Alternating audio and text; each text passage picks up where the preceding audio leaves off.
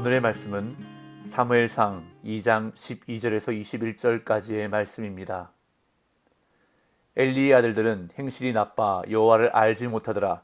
그 제사장들이 백성에게 행하는 관습은 이러하니 곧 어떤 사람이 제사를 드리고 그 고기를 삶을 때에 제사장의 사환이 손에 3살 갈고리를 가지고 와서 그것으로 냄비에나 솥에나 큰 솥에나 가마에 찔러 넣어 갈고리에 걸려 나오는 것은 제사장이 자기 것으로 가지되 실로에서 그곳에 온 모든 이스라엘 사람에게 이같이 할 뿐 아니라 기름을 태우기 전에도 제사장의 사환이 와서 제사 드리는 사람에게 이르기를 제사장에게 구워드릴 고기를 내라. 그가 네게 삶은 고기를 원하지 아니하고 나의 것을 원하신다 하다가 그 사람이 이르기를 반드시 먼저 기름을 태운 후에 네 마음에 원하는 대로 가지라 하면 그가 말하기를 아니라 지금 내게 내라. 그렇지 아니하면 내가 억지로 빼앗으리라 하였으니 이 소년들의 죄가 여호와 앞에 심히 크면 그들이 여호와의 제사를 멸시함이었더라.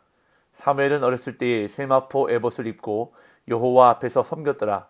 그의 어머니가 매년 드리는 제사를 드리러 그의 남편과 함께 올라갈 때마다 작은 겉옷을 지어다가 그에게 주었더니 엘리가 엘가나와 그의 아내에게 축복하여 이르되 여호와께서 이 여인으로 말미암아 네게 다른 후사를 주사 이가 여호와께 간구하여 얻어 바친 아들을 대신하게 하시기를 원하노라 하였더니 그들이 자기 집으로 돌아가며 여호와께서 한나를 돌보시사 그로 하여금 임신하여 3아들과 2딸을 낳게 하셨고 아이 사무엘은 여호와 앞에서 자라니라. 아멘. 오늘 본문에는 엘리 제사장의 2아들과 어린 사무엘의 모습이 묘사되어 있는데 정반대의 모습으로 극한 대조를 이루고 있는 것을 보게 됩니다. 엘리의 아들들인 제사장 홈리와 비느하스가 심각한 죄를 짓는 모습과 이와는 반대로 성소에서 여호와를 섬기는 어린 사무엘의 모습이 뚜렷이 대조되고 있습니다. 홈리와 비느하스는 제사장이면서도 여호와를 알지 못하는 사람으로 묘사되고 있습니다. 이들은 제사장의 본질적인 직무를 경시하고 직권을 남용합니다. 하나님 앞에서 희생 제사를 드리는 사람들이 올바르게 제사를 드릴 수 있도록 충실하게 도와주어야 할 제사장들이 자신들의 욕심을 채우는 데만 관심을 두며 하나님 앞에서 해야 할 직무를 가볍게 여기고 죄를 짓는 이들의 모습은 하나님 앞에서 자라나는 사무엘과 대조를 이루고 있습니다. 오늘 본문은 엘리의 아들들의 행실이 나빴다고 말하면서 시작하고 있는데요. 12절입니다. 엘리의 아들들은 행실이 나빠 여호와를 알지 못하더라. 사무엘서를 기록한 저자는 홈리와 비느하스의 행실이 나빴다고 표현하고 있는데 이 표현은 종교적인 측면뿐 아니라 사회적이고 윤리적인 측면까지 아울러서 사람을 평가할 때 쓰이는 표현입니다. 그런데 그들은 행실이 나빴을 뿐만 아니라 여호와를 알지 못했다고까지 말합니다. 이는 제사장인 이들의 근본적인 존재 자체까지 부정하는 악평입니다. 여기서 하나님을 안다는 것은 하나님과 인격적인 관계를 맺는 것을 의미합니다. 즉 홈리와 비느하스는 하나님을 지식으로만 알았을 뿐 하나님과 인격적인 관계를 맺지는 못했던 것입니다.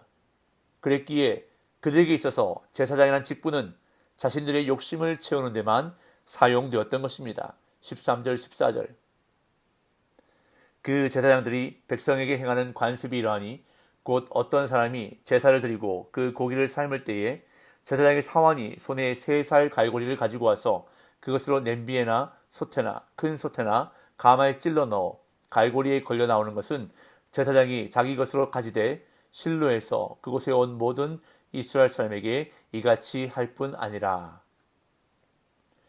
제사장은 이스라엘이 거룩함을 유지하는 데 중요한 존재였습니다. 하나님께 제사드리고 절기를 지키는 등의 종교적인 임무와 백성이 하나님의 율법을 잘 지키도록 교육하고 훈계하는 역할을 담당했기 때문입니다. 그러나 엘리의 2아들은 제사장인데도 하나님께 드리는 제사를 함부로 여겼습니다. 그들에게 제사란 그저 자기들이 먹을 고기를 얻는 수단일 뿐이었습니다. 율법을 무시하고 하나님께 드리는 제물을 마음대로 갈취했습니다. 13절에서 그 제사장들이 백성에게 행하는 관습이 이러하니 라고 말하는데 이는 마치 관습처럼 지속적이고 반복적으로 행동했다는 것을 의미합니다. 엘리의 아들들은 사환을 시켜 재물을 마음대로 갈취했는데 어떤 사람이 제사를 드리고 그 고기를 삶을 때에 3살 갈고리로 찔러 넣어 걸려 나오는 것은 제사장의 몫으로 가져갔던 것입니다. 그런데 거기에다 한술 더 떠서 기름을 태우기 전에, 즉 제단에 제물을 바치기도 전에 제사장 몫의 고기를 내놓으라고 요구하기도 했습니다. 15절 16절. 기름을 태우기 전에도 제사장의 사환이 와서 제사 드리는 사람에게 이르기를 제사장에게 구워드릴 고기를 내라. 그가 내게 삶은 고기를 원하지 아니하고 나의 것을 원하신다 하다가 그 사람이 이르기를 반드시 먼저 기름을 태운 후에 네 마음에 원하는 대로 가지라 하면 그가 말하기를 아니라 지금 내게 내라. 그렇지 아니하면 내가 억지로 빼앗으리라 하였으니. 희생제물의 기름은 원래 여호와께 향기로운 냄새로 불태워야 했습니다. 그런데 홈리와 비나스의 사환은 제사 드리는 사람에게 와서 제사장에게 구워드릴 고기를 달라고 요구한 것입니다. 즉 삶은 고기를 원하지 않고 구워 먹을 좋은 고기를 얻으려고 지방을 태우지 않은 고기를 달라는 어처구니 없는 요구를 했던 것입니다. 이에 제사를 드리는 사람이 오히려 율법을 지키기 위해 기름을 먼저 태우고 난 다음에 원하는 대로 가져가라고 말하면 사환은 지금 당장 내놓지 않으면 억지로 빼앗겠다며 으름장을 놓으며 강요했다는 것입니다. 이것은 제사장과 제사를 드리는 사람 사이에 벌어진 일이라고는 상상할 수 없는 역설적인 상황입니다. 제사장은 율법을 무시하고 백성을 위협하면서 자기의 욕심을 채우려고 하는 모습이고 오히려 제사를 드리러 온 사람은 율법의 규례를 지켜야 한다고 말하는 모습은 참으로 아이러니한 모습이 아닐 수가 없습니다. 이처럼 엘리의 두 아들 홈리와 비나스는 하나님을 경외하는 마음, 하나님을 두려워하는 마음이 조금도 없었습니다. 그들은 하나님께 드리는 제사를 멸시함으로 하나님을 멸시하는 큰 죄를 저질렀던 것입니다. 17절. 이 소년들의 죄가 여호와 앞에 심히 크면 그들이 여호와의 제사를 멸시함이었더라. 사무엘서를 기록한 저자는 엘리의 두 아들을 다시 한번 평가하는데 이들의 죄가 여호와 앞에 심히 큰 죄라고 말합니다. 제사장으로서 가장 본질이 되는 여호와의 제사를 멸시했기 때문입니다. 여기서 멸시하다로 번역된 히브리어 나하츠라는 단어는 경멸하다, 얕보다, 신성모독하다라는 뜻을 가지고 있습니다. 엘리의 아들들이 백성에게 행했던 관습은 여호와의 제사를 얕보고 모독하는 것이었고 결국 여호와 하나님을 얕보고 모독하는 여호와 앞에서 심히 큰 죄를 저지르는 것이었습니다.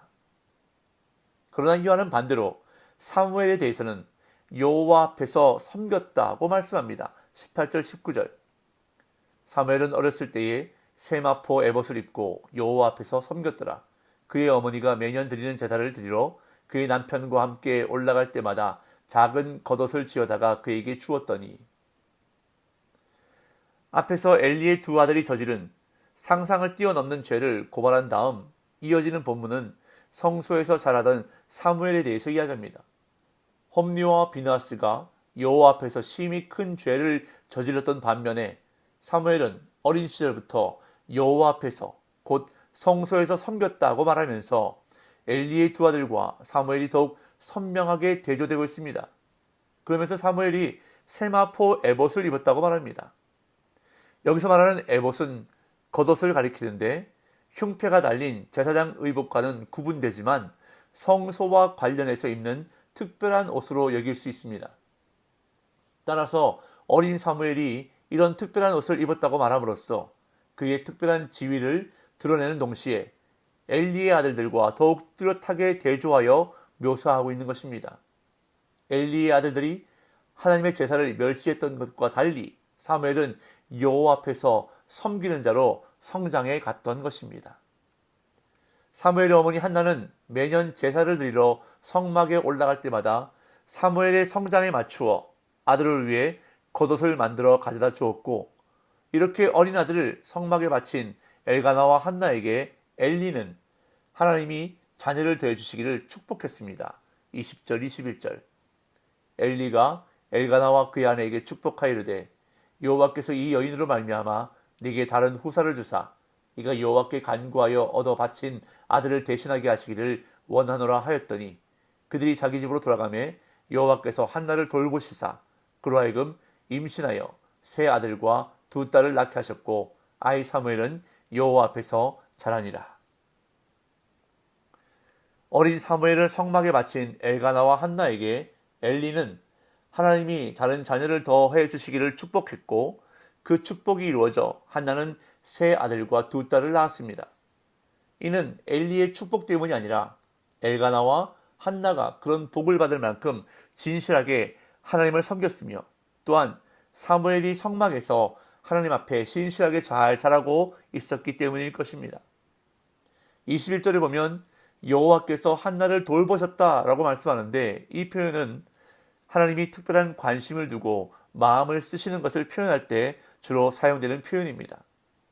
이렇게 하나님의 돌보심으로 한나는 풍성한 자녀의 복을 받게 되었고 사무엘은 여호와 앞에서 잘 자라나는 복을 받게 되었던 것입니다. 오늘 본문에서 엘리의 아들들은 하나님께 드리는 제사를 멸시함으로 큰 죄를 저질렀다고 말씀합니다. 그들은 제사보다 제물에 더 관심이 있었고 하나님보다 자신들에게 더 관심이 있었습니다. 제사장이면서도 하나님을 알지 못했습니다. 하나님과 인격적으로 교제하지 않은 채 그저 지식적으로만 하나님을 알고 있었던 것입니다.